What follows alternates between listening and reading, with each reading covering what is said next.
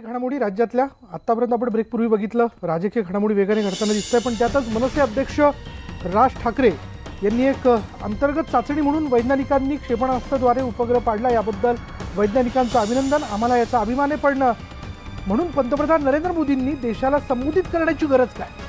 वैज्ञानिकांचं कर्तृत्व त्यांना सांगू द्या, त्यांना प्रसिद्धी मिळू द्या, असा टोला राज ठाकरे यांनी लगावला। अधिक माहिती आपण जाणून घेऊयात, आमचे प्रतिनिधी विवेक कुलकर्णी आपल्यासोबत आहेत। विवेक, काय तपशील याबद्दल? मोदी यांनी देशाला संबोधित करत वैज्ञानिकांनी काय कामगिरी केली हे सांगितलं, पण त्याच्यावरून आता वेगवेगळ्या प्रतिक्रिया राजकीय क्षेत्रातून उमटायला लागलेल्या आहेत। त्यात मनसे अध्यक्ष राज ठाकरे यांनी एक ट्विट केलेलं आहे।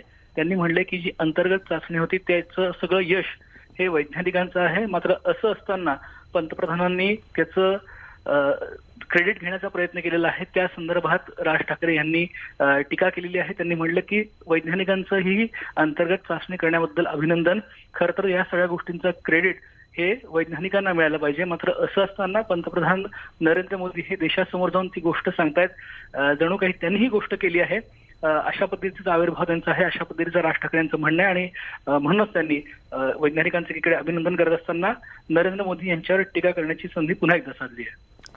धन्यवाद विवेक, या सगळ्या तपशिलाबद्दल।